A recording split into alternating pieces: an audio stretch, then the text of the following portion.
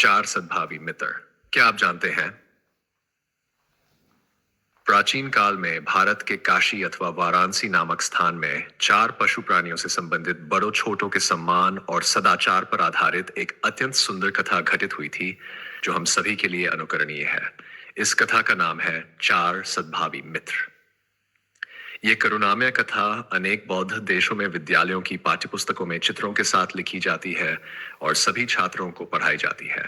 इसके अतिरिक्त मठों और मंदिरों की दीवारों पर तथा राजाओं और प्रतिष्ठित व्यक्तियों के घरों में भी चार सद्भावी मित्रों के भित्ति चित्र बनाने की परंपरा हजारों वर्षों से चली आ रही है।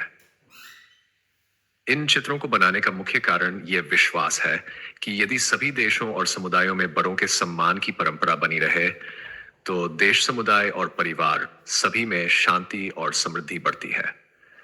आजकल चार सद्भावी मित्रों के चित्र केवल भोजनालयों और होटलों में ही नहीं, बल्कि बाजारों में कपड़े, टी शर्ट, टिकट और कप जैसी विभिन्न वस्तुओं पर भी मिल जाते हैं। सामान्यतः बौद्ध ग्रंथों में मानव आचरण के लिए उपयोगी इतिहास और कथाएं असंख्य हैं। उनमें से एक अत्यंत उत्तम कथा चार सद्भावी मित्रों का चित्र चार प्राणियों तीतर, खरगोश, बंदर और हाथी से बनता है। इस चित्र का उद्देश्य ये शिक्षा देना है कि व्यक्ति को आपसी मित्रता रखनी चाहिए, एक दूसरे की सहायता करनी चाहिए, बड़ों का आदर और छोटों की स्नेहपूर्ण देखभाल करनी चाहिए। इतिहास प्राचीन काल में शिपधारनाथ अथवा वाराणसी नामक महान नगर में राजा ब्रह्मदत्त रहते थे। उस भूमि की दक्षिण पूर्वी सीमा पर हरे भरे वृक्षों के घने जंगल और सुंदर फूलों के बीच छतरी के आकार का एक गोल घास का टीला था। वहीं एक ऋषि निवास करते थे जो सदैव अच्छा बुरा विचार करते रहते थे। इस क्षेत्र के मध्य में एक पूर्ण रूप से विकसित नेग्रोध बरगद का विशाल वृक्ष खड़ा था। वहीं चार प्राणी रहते थे, तीतर पक्षी, खरगोश, बंदर और हाथी। वे एक दूसरे पर विश्वास करते थे और सुखपूर्वक जीवन व्यतीत करते थे। एक दिन चारों प्राणियों ने विचार किया, यदि हम अपने सुख दुख में आपसी सहयोग, बड़ों के सम्मान और अनुकरणीय आचरण के माध्यम से संसार के लिए योग्य उदाहरण बन सके। इस प्रकार उन्होंने आपस में उत्तम चर्चा की और अंत में यह निश्चय किया कि यह पता लगाया जाए कि उनमें सबसे बड़ा कौन है और सबसे छोटा कौन है।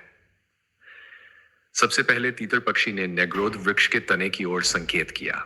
हाथी ने कहा, जब मैं पहली बार इस मार्ग से गुजरा था तब यह वृक्ष मेरे शरीर की ऊंचाई जितना था।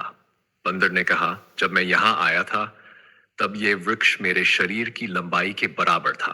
खरगोश बोला, जब मैं यहां पहुंचा था तब यह वृक्ष अभी अभी दो पत्तियों के साथ अंकुरित हुआ था और मैंने उसकी ओस चाटी थी। अंत में तीतर पक्षी ने कहा, मैंने इस वृक्ष का बीज खाया था और मल के रूप में इसे गिराया था, उसी से यह वृक्ष उगा। जब चारों ने ईमानदारी से बताया कि वे इस स्थान पर कब कब आए थे, तब उनकी आयु का क्रम स्पष्ट हो गया। इससे उनकी आपसी मित्रता और बड़ों के प्रति सम्मान और भी दृढ़ हो गया।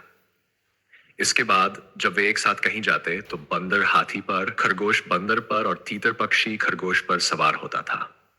उस देश के लोगों ने चारों प्राणियों के श्रेष्ठ आचरण की प्रशंसा की।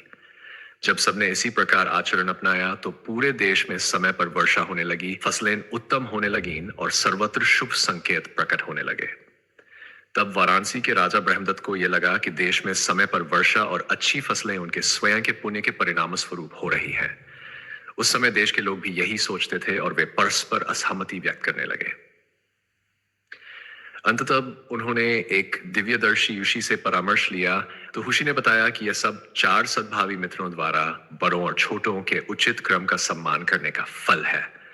यह सुनकर सभी लोग श्रद्धालु और सम्मानजनक हो गए।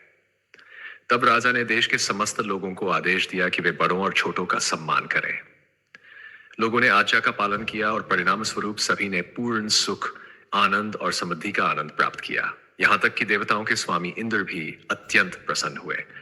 तपोवन में रहने वाले उस वरिष्ठ तीतर प्रति सम्मान और प्रशंसा व्यक्त करते हुए वे ब्रह्मचर्य का हर्षपूर्वक अभ्यास करते रहे और इसे सभी लोगों में घोषित किया।